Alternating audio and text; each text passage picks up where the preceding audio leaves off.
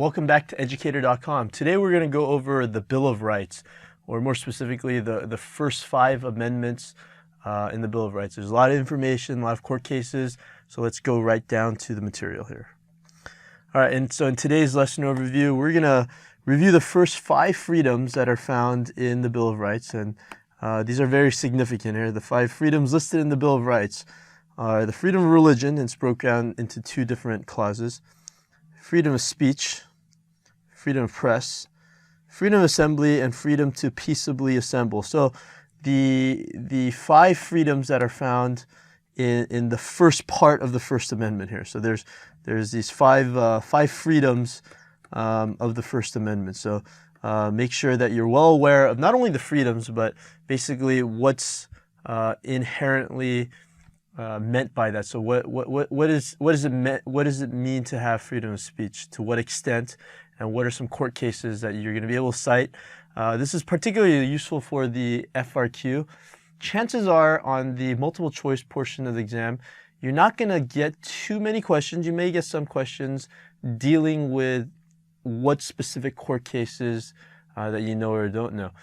This actually is very helpful when you're citing different court cases in your FRQ responses, or a question might be whether or not you know this particular court case. So if you happen to have memorized it and you know the general trends of where the Supreme Court has stood on a lot of issues, then you're going to be helpful. So that's why this lecture is going to be very instrumental for you in attacking the free response portion of the government exam.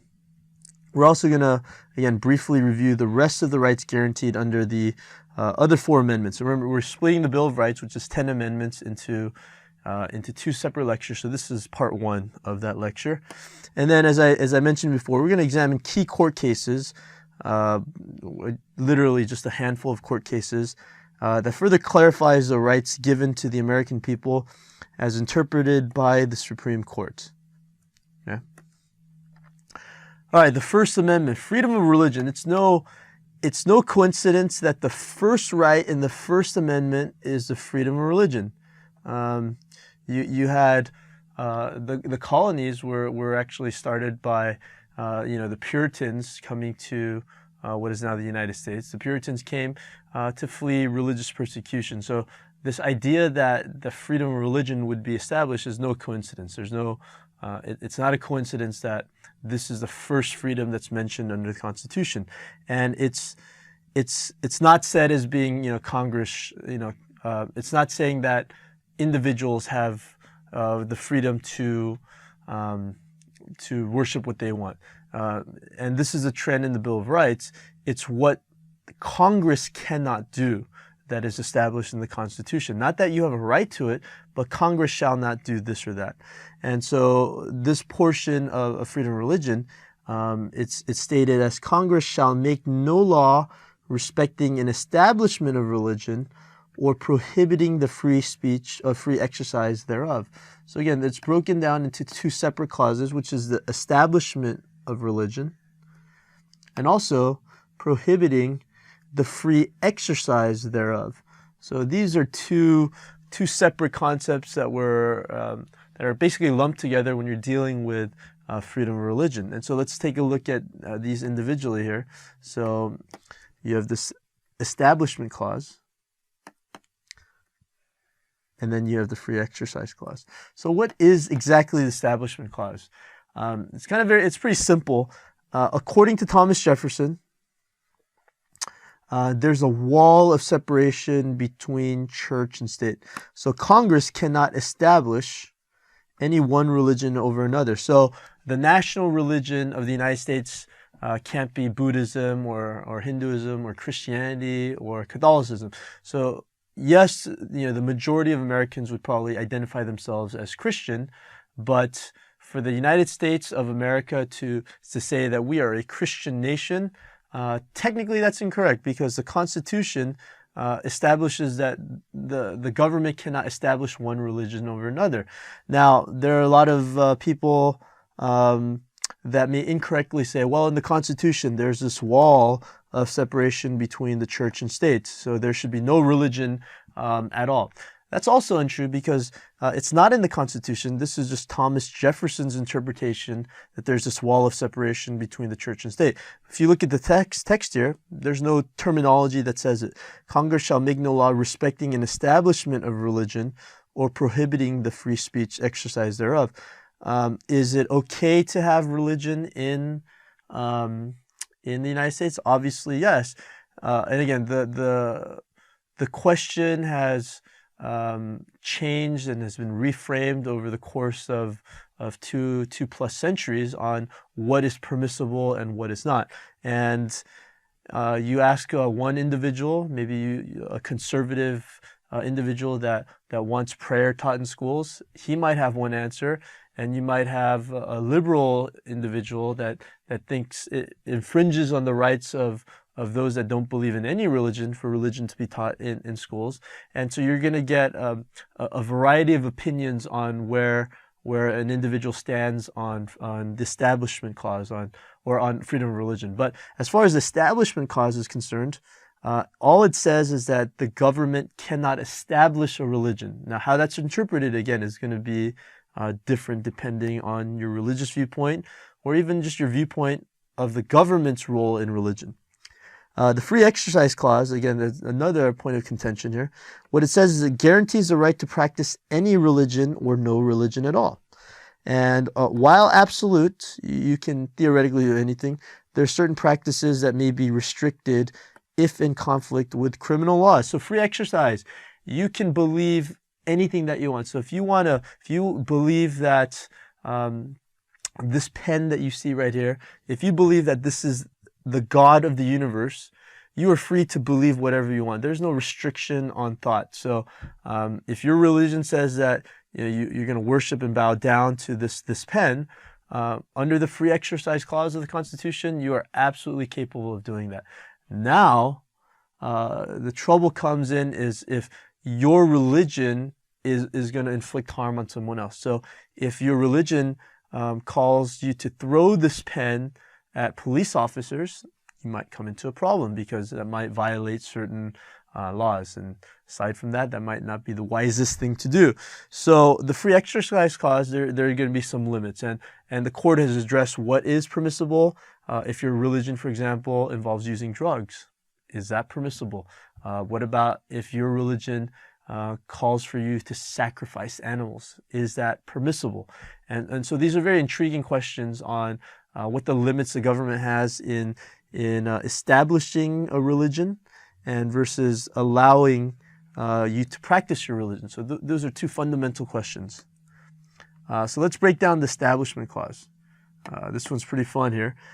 Establishment Clause. There's one court case in particular, but I'm going to mention all four court cases in the beginning so that you can try to associate these court cases when you're dealing with the Establishment Clause. You have Engel versus Vitale, 1962, Lemon versus Kurtzman, 1971, Lee versus Wiseman, 1992, and the Santa Fe School District versus Doe, 2002. So if you're trying to memorize, court cases that deal with Establishment Clause, these four would probably be more than sufficient to know for the AP exam here.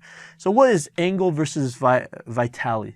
Well, the court ruled that a teacher may not lead a class in prayer even if it is voluntary. So because the reason why is that the public school represents the state and thus violates the First Amendment Establishment Clause. So a teacher, a public high school teacher, a public teacher represents the government according to the Supreme Court. And if a teacher leads a classroom in prayer, then what's going on is that whatever the teacher does is acting as an agent of the school and therefore an agent of the state, and has thereby established religion as being part of the government and thus violating the Establishment Clause. Now, if you ask the Founding Fathers whether or not prayer in school would violate the Establishment Clause in the early 1800s, chances are they would have come up with a different ruling, right? But this is this Engel versus Vitale rule. So even if it's voluntary, even if I were to go in my classroom and say, class, let's start off in prayer.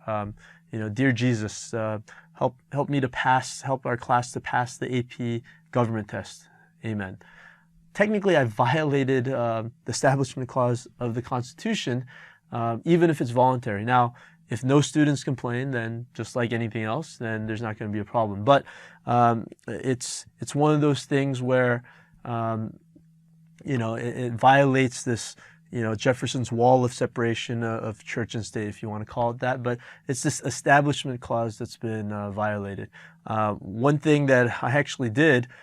This was, I believe, in the 2007 AP exam.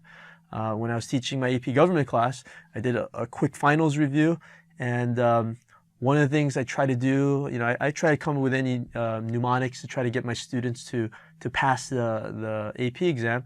I started off the review session, so this was outside of the classroom.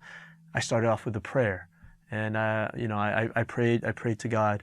God, help us prepare for this AP exam that we're going to take. And I got my students to maybe some students were questioning, why is he praying? Isn't that a violation of church and state? And then I opened my eyes real quickly and I said, according to Engel versus Vitale, I just violated the Constitution right there. And I said, it is vital for you to know Engel versus Vitale. So that was my little corny joke for the review right before the exam. And lo and behold, in the 2007 exam, one of the questions was to explain the court case of Engel versus Vitale, the idea of the violation of the Establishment Clause. So if there's one court case that you want to commit to memory, it might be Engel versus Vitale. So it is vital that you know this. Again, that being said, the probability of Engel versus Vitale, this actually appearing on the FRQ or multiple choice, is probably very low since it's already appeared. But again, if you're doing an essay on the Establishment Clause, then this is the go-to court case that you want to mention. The second one here would be Lemon versus Kurtzman. This law actually struck down a Pennsylvania law basically reimbursing parochial schools, Catholic schools. Basically, what ended up happening was a Catholic school, where they wanted to get reimbursed by the states to hire some teachers, some book supplies, and again, they weren't necessarily promoting religion, so this might have been secular classes, and so they wanted reimbursement from the state. It was granted. There was a lawsuit involved, and the Supreme Court ruled that this was unconstitutional. The reason why it did so is that there's this idea that the government really shouldn't be funding. You're free to exercise whatever religion, but if you do so, then the government really is not involved in that, because by funding it, they're endorsing a particular religion here. And so there's this Lemon test that is still kind of in use today. So any law must have a primarily secular purpose. So the idea is that a law cannot have a religious first purpose. Now, it can be secondary.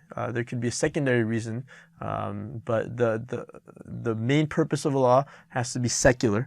The effect must neither promote nor inhibit religion. So the effect is you're not advancing religion, or you're not trying to deny religion from taking hold there.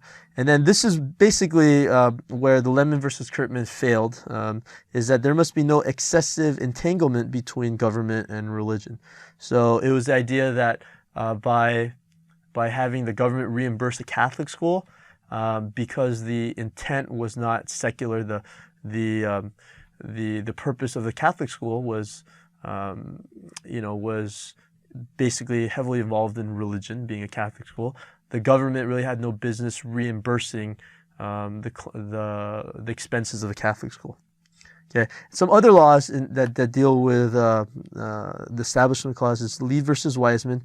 This basically established that no clergy led prayer. So any graduation prayers, if it was student-led, is that okay? That was ruled as being okay, but clergy actually, praying at graduation, that was ruled to be unconstitutional. However, no school-led prayers at football games. So Santa Fe School District versus Doe established that even students leading prayers at football games, that would be deemed unconstitutional. Now again, this being said, are there times where maybe clergy have led prayer at graduation and no one complains? Yeah, absolutely the case, right? So these cases really only come up if there's complaints as to whether or not they want this or not. So even though things may seem unconstitutional in regards to religion, it really depends on maybe a certain section, geography in the United States where it might be more of a Bible belt, and prayer is more part of the culture, and so it may be violating the Constitution, but no one's going to make a fuss about it. Whereas maybe in some other states, someone makes a ruckus about it, and there's differences of opinion regarding the role of religion in the classroom. The free exercise clause. So again, the free exercise clause, the three court cases that are good to associate is Reynolds versus the United States, and that was in 1879. So this is a late 19th century Supreme Court decision that's still generally held up today. Wisconsin versus Yoder, this is 1972. And more recently, Oregon versus Smith in 1990. Okay, so you might want to associate these particular court cases when you're dealing with the free exercise clause of the First Amendment's right to freedom of religion here. So Reynolds versus the United States. So what is this here? This has to do with a group of the Church of Latter-day Saints. It's more of a break-off of the Mormon Church in the 19th century. Basically, the idea of polygamy was outlawed in the United States by this time. And Reynolds argued that it was part of his religion to have multiple wives. And so this was the free exercise of my religion. So how can you, the government, prohibit me from marrying more than one woman here? But the court ruled that polygamy is outlawed even if it infringes upon your religious belief that endorses polygamous practices. So basically, there are limits in how you practice your faith in the United States. So you may believe all you want about polygamy. I mean, you may say polygamy is great. Polygamy, is held to this high standard. And maybe you can, in your mind, enter into polygamous relationships. But under United States law, a marriage is a contract that involves only two individuals. So, and so if you marry another woman, then that contract is somewhat invalidated. And this is something that the Supreme Court ruled in 1879. The idea that multiple wives would be not supported under religious pretense. The idea that your religion endorses polygamy, and therefore I will be able to marry different women. So that practice was actually outlawed. Wisconsin versus Yoder. This was in 1972. This was the idea that the Amish had the right to keep their students from public school beyond the 8th grade, as going to high school would go against their religious beliefs. So the Supreme Court actually they sided with Yoder here, and they basically said that a basic education was required for these students, and they said that if they don't want their kids attending public school after the 8th grade due to their religion, then this was absolutely okay. So this was a victory for religious liberty, whereas polygamy is outlawed. Withholding your kids from attending high school due to religious belief, that was allowed.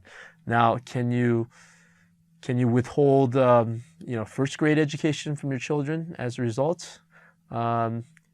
Technically, no. I mean, you can't. I mean, you can homeschool your kid definitely, but to not provide any sort of education at the first grade level, this applied to 8th grade. Now, why 8th grade and why not 7th grade? I'm not part of the Supreme Court, and I'm not one to make the call there, but there are restrictions on this free exercise clause, but there is a lot of liberty in how you actually carry out your faith in the United States.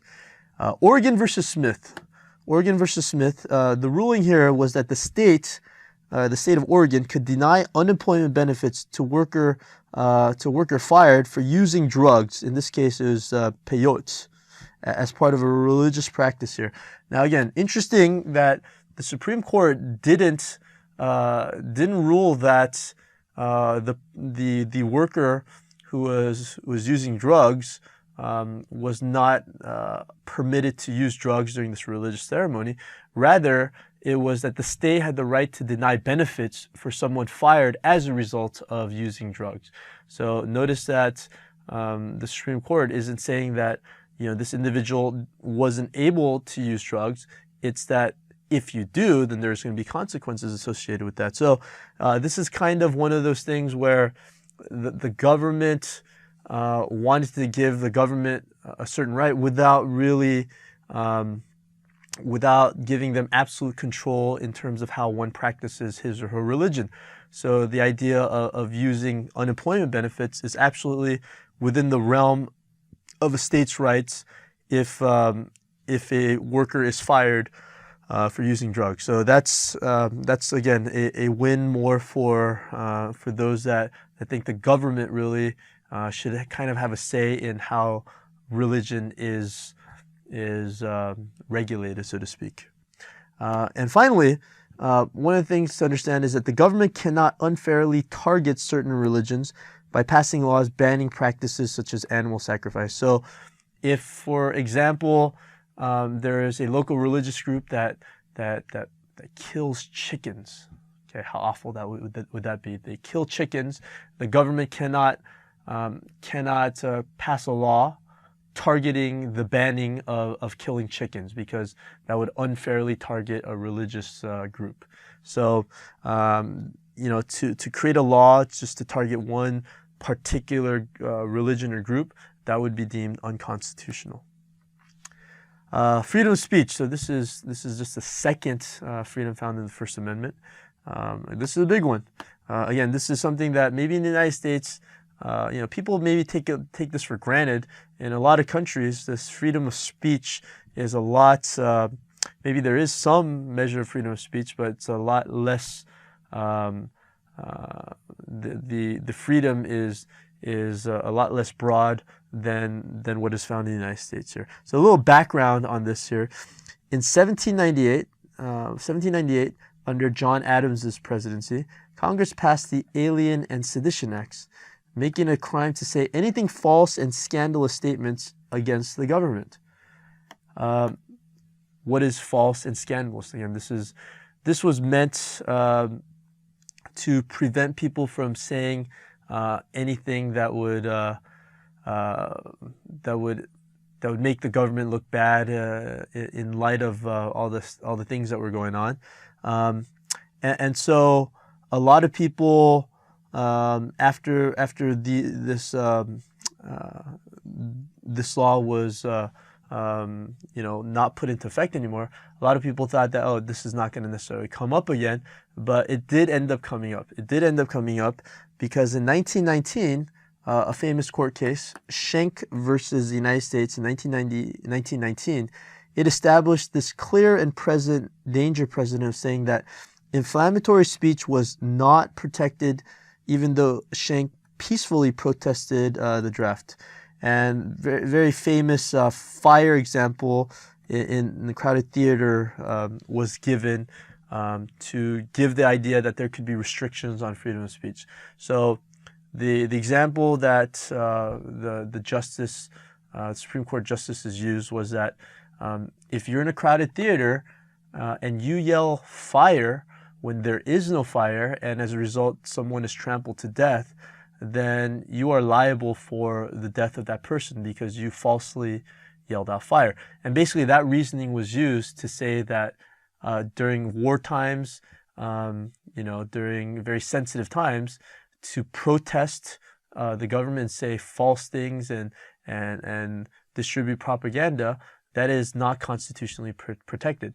Now, the ruling has since been modified, so to speak, but this is a ruling that was given, this idea of a clear and danger precedent saying that inflammatory speech was not protected. So it's something, the amount of freedom in terms of speech has kind of evolved over time.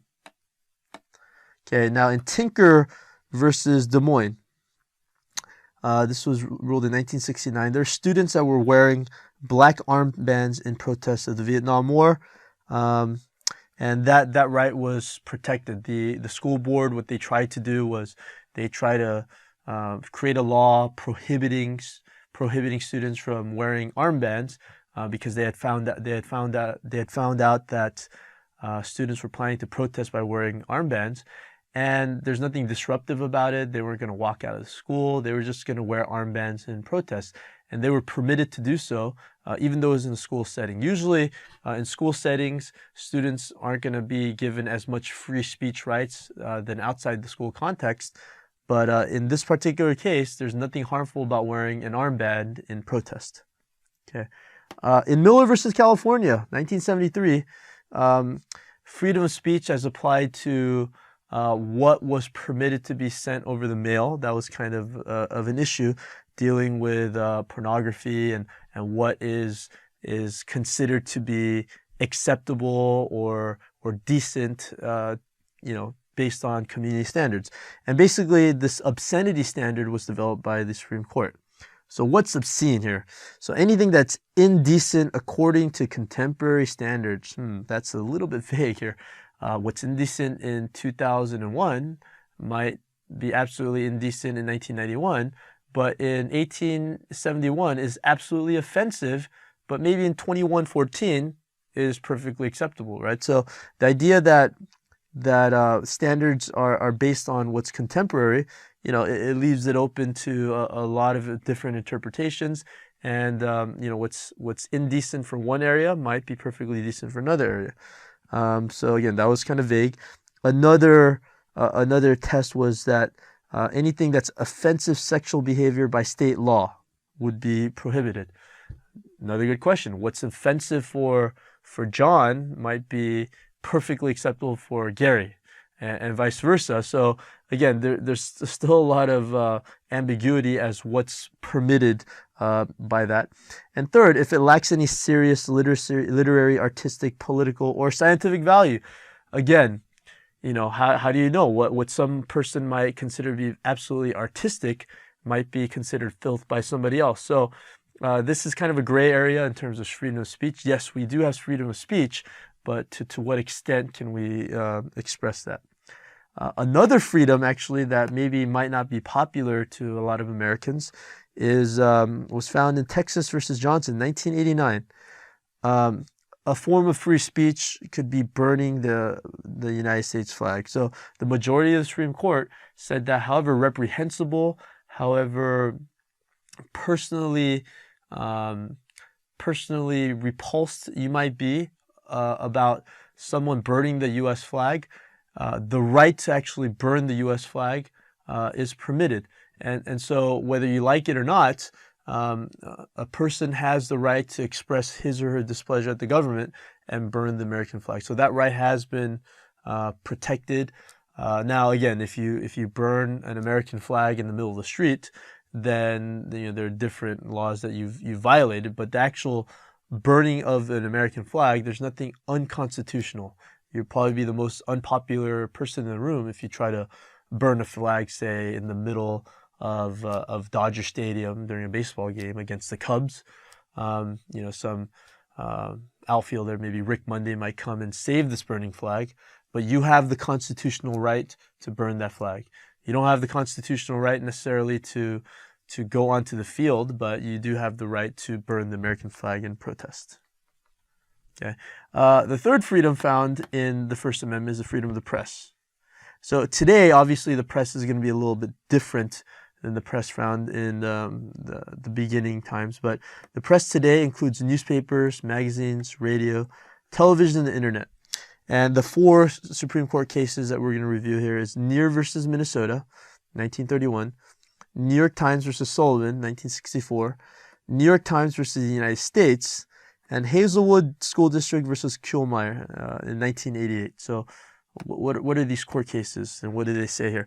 So the idea of prior restraint is prohibited and applied free press protection to states under the Due Process Clause of the 14th Amendment. So you can see that a lot. So if the Supreme Court rules something, meaning that Congress cannot, do certain thing, they're also going to apply it to the states on occasion via the 14th Amendment through the Due Process Clause, meaning that the states cannot infringe on your rights to certain things here.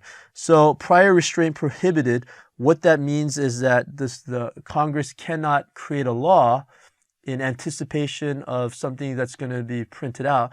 They cannot create a law saying, you can't print pictures that are, greater than, 12 inches, and then do that. So any prior restraint is prohibited under this court case here. Another court case is the New York Times versus Sullivan, 1964. This was a case where Sullivan argued that, statements against him, against public officials, is protected even if later proved to be false. So Sullivan claimed that that there was inaccurate statements made by this person, and the New York Times went with the story.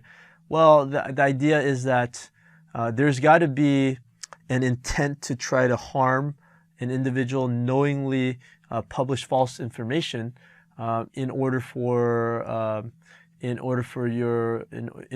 to be a violation here. And so the New York Times argued, we made an honest mistake, and so this idea of printing things, even if you're not necessarily sure, that's been somewhat protected here. So the benefit of the doubt is given to the newspaper through this court case. Now, in New York Times versus the United States, the Supreme Court refused to stop publication of the Pentagon Papers. So this idea of prior restraint, again, is reinforced, that even the government of the United States, in the interest of national security, there are certain things that they can't prevent from going to the press. And that was established in this particular court case. So New York versus Minnesota, New York Times versus Sullivan, New York Times versus the United States, these are all court cases that establish that individuals have the right to print what they want. Again, variations on details of the court case, but that's essentially what's being said here. Now, in Hazelwood School District versus Kuhlmeyer, this is actually a victory for censorship. And so whereas most of the time individuals can freely print what they want, in Hazelwood School District versus Kuhlmeyer, 1988, the school district has the right to restrict content for a legitimate purpose, and freedom of press is much more limited within a school context. So yes, you can print what you want, but in the context of a school newspaper, there could be limits. So the principal can unilaterally claim that there's no pedagogical purpose, this doesn't belong in the school classroom, and it could suspend students. It's not violating First Amendment rights of freedom of press. In this particular case, the school newspaper had reported about a girl who was maybe anonymous but had gone through an abortion. There's some maybe violence that had taken place.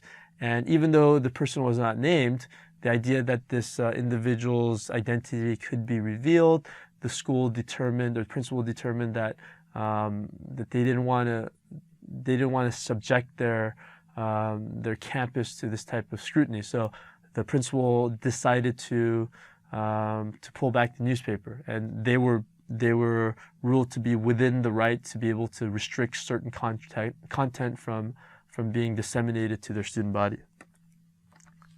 Okay. Freedom of assembly and petition. There's not a whole lot of court cases that kind of cite this, but there is one court case here with freedom of assembly and petition, and it's DeJong versus Oregon, 1937 here. But basically, the First Amendment, the right to peaceably assemble and to petition the government for a redress of grievances. So these are the last two of the 5 freedoms found in the First Amendment. So in DeJong versus Oregon, it basically established the right of association, So you could group together with different professionals. And basically it used the due process clause of the 14th Amendment saying that states cannot prevent you from associating with other professionals. There are some restrictions though. The government may require permits to protest. So especially if there's rules that, or if there's fears that a protest may become unruly, they may require permits to protest. However, also certain restrictions are allowed for facilities if it's worded to exclude all groups. So you can't say, okay, this group cannot use this particular facility. It's got to apply fairly to all different groups. And finally, the police may disperse demonstrations if they become violent or threaten public safety. So if there's a peaceful demonstration with a permit, that's fine. But if there's threat of violence, if there's things going on, the Supreme Court basically has ruled that the government has the right to disperse demonstrations that may be considered unruly. Now, the Second Amendment is kind of interesting. I'll read you two different versions, and you can come to your conclusions as to which one is the better definition. As passed by Congress, so the 2/3 required to get amendment ratified. This was the exact wording here. A well-regulated militia, comma, being necessary to the security of a free state, comma, the right of the people to keep and bear arms, comma, shall not be infringed. That was the version passed by Congress here. Now, this was as ratified by the state. The wording was the same, but the commas now, some commas are there, some commas aren't, and it could theoretically change the entire meaning of the amendment. So, as ratified by the states, a well-regulated militia being necessary to the security of a free state, comma, the right of the people to keep and bear arms shall not be infringed. Okay, so I think it bears worth repeating side by side again here. A well-regulated militia being necessary to the security of a free state, the right of the people to keep and bear arms shall not be infringed. Or, as ratified by the states, a well-regulated militia being necessary to the security of a free state, comma, the right of the people to keep and bear arms shall not be infringed. So, depending on how you interpret this prefatory clause, can alter whether or not you believe that it's in relation to having a well-regulated militia, and that's why the right to bear arms is necessary, or whether or not the right to bear arms is separate from the right to keep a militia. So that's been kind of interesting. But the court case, the most recent court case that dealt with this right to bear arms has to do with the District of Columbia versus Heller, which was established in 2008. So in a 5-4 decision, the Supreme Court upheld an individual's right in federal enclaves, so not necessarily to the states, but at least in Washington, D.C., to carry firearms. There's a law banning the use of handguns, or it's severely restricted. So any handgun had to be disassembled or a trigger lock, and the Supreme Court found that unconstitutional. They didn't apply it to the states, but it basically kind of upheld the ruling. Now again, the ruling, what was the ruling? It was 5-4. The conservative justices upheld this right, whereas the liberal justices went and they had this dissenting opinion. So there's still not a consensus on what it means for the right to bear arms. So review the 5 freedoms listed in the Bill of Rights. Provision banning handguns within the home struck down as unconstitutional here. So again, this idea of the Bill of Rights here, with the Second Amendment. So you did have these 5 freedoms found, 5 freedoms in the First Amendment, but in the Second Amendment of the Bill of Rights, this provision banning handguns is considered unconstitutional. Okay, so the Third Amendment read like this here. So no soldier shall in time of peace be quartered in any house without the consent of the owner, nor in the time of war, but in a manner prescribed by law. What does this amendment actually mean here? So I think today, not many people I know get a knock from Obama or the government, asking for the use of their house. This is probably, not a very applicable modern day amendment. It's still there though, so let's review it here. So this amendment passed in response to the 1765 passage of the Quartering Act, in which British soldiers they took over civilian households, and so basically the founding fathers they didn't want the people to be fearful that the government would take over their housing, whether for a temporary period or not. But again, this is the least cited of all of the Bill of Rights, and it really was never used as a primary argument in any court case. It's been used kind of as a secondary argument. And so how has it been used? It's been used to argue for the implicit right to privacy, that individuals' homes should be free from agents of the state. So not that the government, the primary idea that the government cannot be quartered in your house without your consent, but the idea is that your home is your own stomping ground, so to speak, and the government has no right to go into your house, and kind of implicitly is that you have your right to privacy, at least within your own home. So that's been kind of used as a secondary argument in some court cases. Now the Fourth Amendment is as follows: the right of the people to be secure in their persons, houses, papers, and effects against unreasonable searches and seizures shall not be violated, and no warrant shall issue but upon probable cause, supported by oath or affirmation, and particularly describing the place to be searched and the persons or things to be seized. So it's the idea of a warrant. So unreasonable search and seizure. That's probably the operative phrase here: unreasonable searches and seizures. Now, in Mapp versus Ohio, 1961, the Supreme Court overturned Wolf versus Colorado in 1949 via the 14th Amendment, which adheres to the exclusionary rule prohibiting the fruit of the poisonous tree. So if there are two court cases that you can associate with the Fourth Amendment, it would be Mapp versus Ohio and Wolf versus Colorado. Wolf versus Colorado basically said that if you got this fruit from the poisonous tree, meaning that if you got illegally obtained evidence, then it's okay. So no matter how you got it, it was fine, no problem. Well, the Supreme Court reversed itself. Basically, 12 years later, in Mapp versus Ohio, it reversed itself, saying no. If the police they violate your Fourth Amendment right against unreasonable search and seizure, and they come upon evidence that is incriminating against you, then that piece of evidence is not admissible. Now, there are certain rules. If the evidence would have been found anyways, then it might be permissible.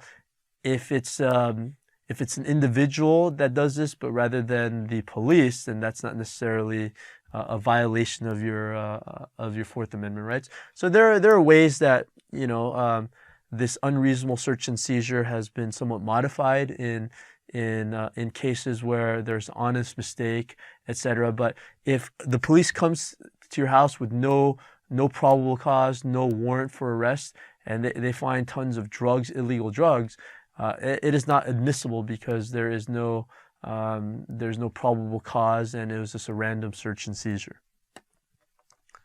So to give you an idea of what lengths individuals will go to, I read in an ESPN article about probable cause gives police officers ability to search without a warrant, but cannot randomly stop cars and search. So if you're driving along, if a cop just pulls you over and randomly searches your car, then he's in violation of your constitutional rights. However, if there's a strong smell of marijuana in the car, let's say hypothetically the cops pulled over Justin Bieber, and Justin Bieber has bloodshot eyes, there's strong odor of marijuana, slurring his or her speech.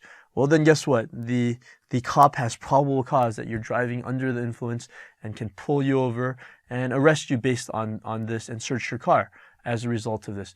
Now, if you're driving completely sober, no breath of alcohol, no suspicion whatsoever, and the cop searches your vehicle and finds open bottles of alcohol, then you could argue that there is an unreasonable search and seizure. taking place here. So the interesting article that I read yesterday was that there's an FSU recruit, Florida State University, top junior college recruit to Florida State University. He was pulled over, and apparently the cop arrested him because rather than having the cop find marijuana inside the car, the student athlete decided to consume, literally eat the marijuana, and was arrested for tampering, destroying evidence. But again, because there's this probable cause, there's no Fourth Amendment right that was violated if the police officer, smelled a strong odor of marijuana. That's probable cause. A search warrant is not needed to search the car.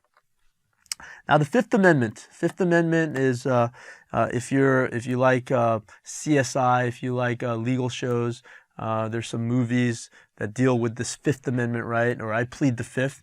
This is a very popular amendment. I think a lot of individuals from pop culture know what these Fifth Amendment rights are. So I'll read the entire text and we'll go over it here. So, no person shall be held to answer for a capital or otherwise infamous crime unless on a presentment or indictment of a grand jury. So that's number one. So there's got to be a grand jury indictment.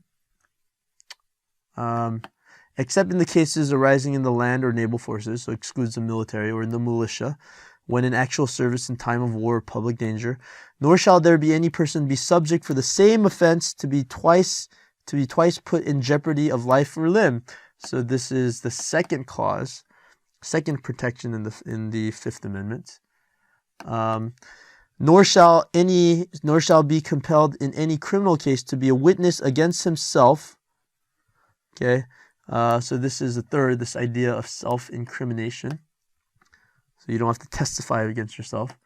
Nor be deprived of life, liberty, or property without due process of law. So this is, again, the fourth major thing, the idea of you're going to get a fair trial, or this is the idea, you get due process. Okay, and then also, nor shall private property be taken for public use without just compensation. So it doesn't say that the government can't take away your property, but if they do, they have this eminent domain, but they have to compensate you with what's fair. Okay, sometimes in practice that might not actually be fair, but they have that right as long as they compensate you. So it boils down to these four freedoms here, as I mentioned: the right to a grand jury, the right against double jeopardy, the right against self-incrimination, and this due process clause, which applies to the federal government. Okay, so right to a grand jury, what does that mean? So it was placed as a safeguard to citizens in the case of an overzealous prosecution. So if you're going to go to trial for murder, the prosecution doesn't have the right, without any evidence, I don't like the way you look, so we're going to try you for murder. There's got to be enough sufficient evidence to take it to trial. And so this right to a grand jury was established as part of this Fifth Amendment. Another right, you have the right against double jeopardy. Okay, so this is a guarantee to a defendant that he will not be prosecuted after an acquittal or a conviction and not be punished multiple times for a crime.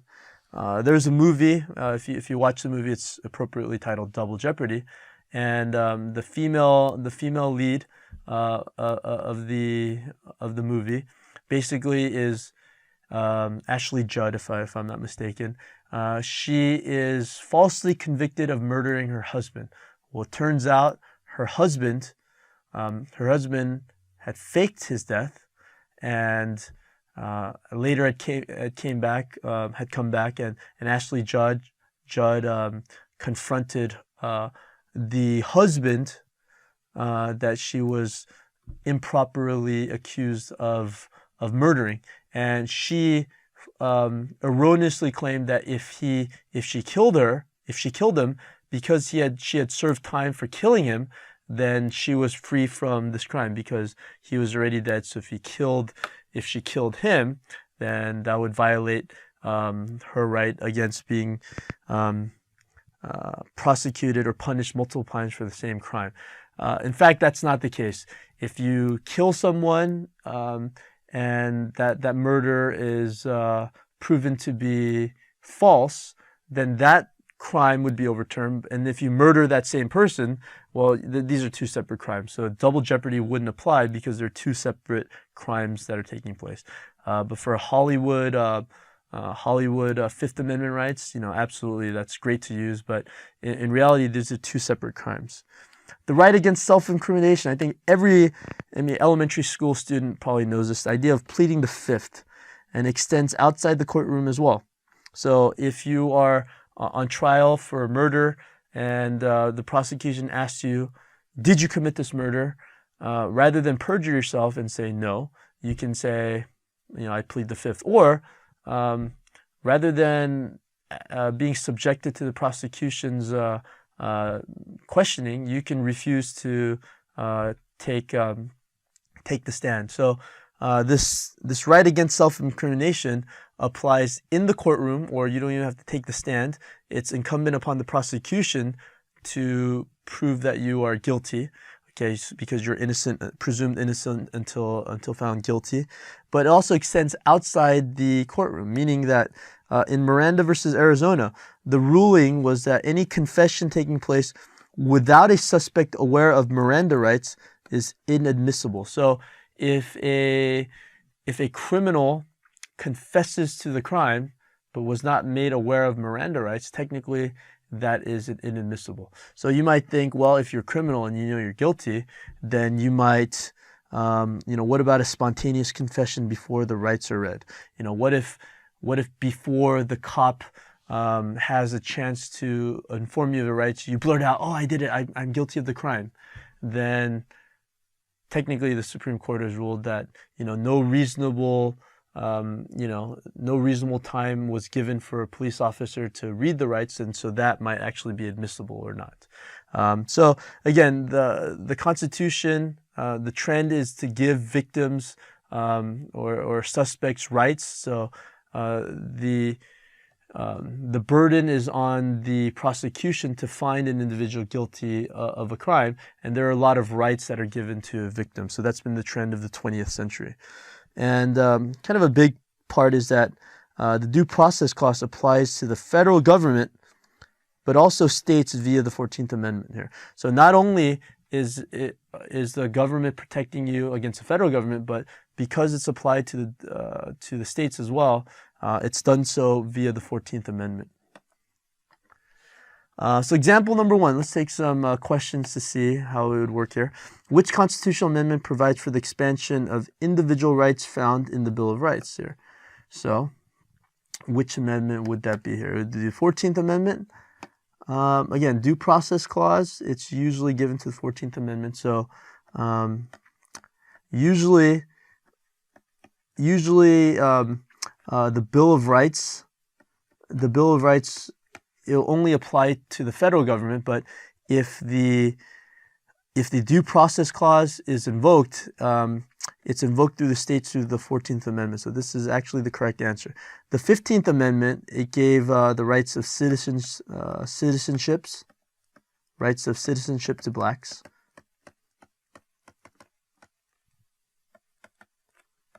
And so that was not.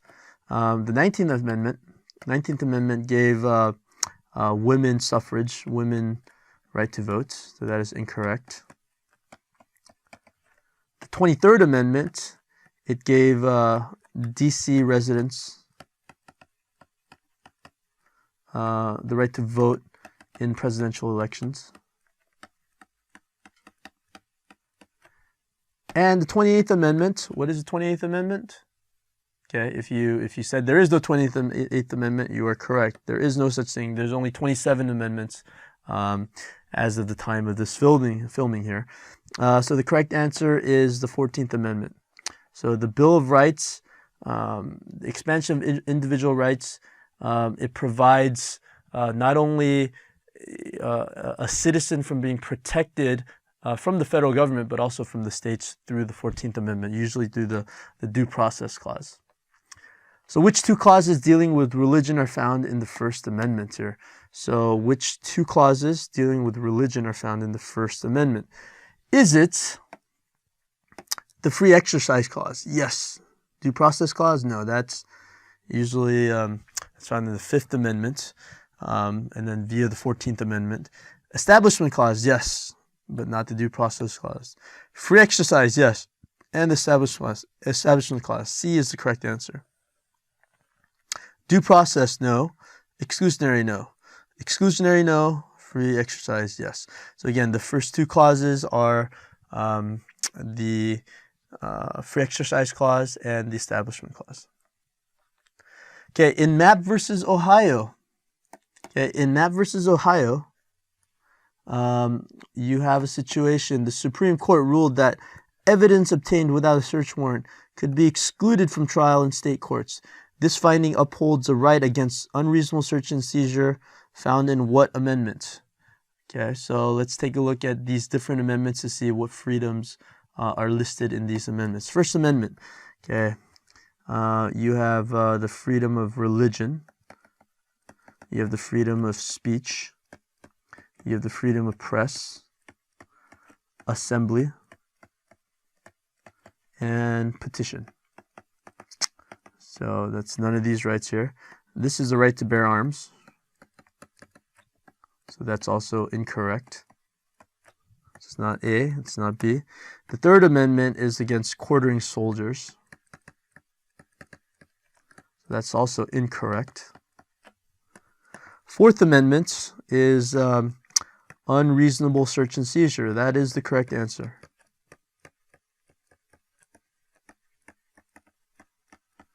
And again, the Fifth Amendment is you have rights as accused. If you could summarize that into a couple of different things. So this is incorrect. So the correct answer is D. The right against unreasonable search and seizure is found in the Fourth Amendment. And finally, example number 4. What are two constitutional guarantees? So what are two constitutional guarantees found in the Fifth Amendment? So let's just focus on two of the most basic ones. The right against self-incrimination. Self-incrimination. And so that can apply to a lot of different things. The idea that you don't have to testify. You don't have to testify against yourself.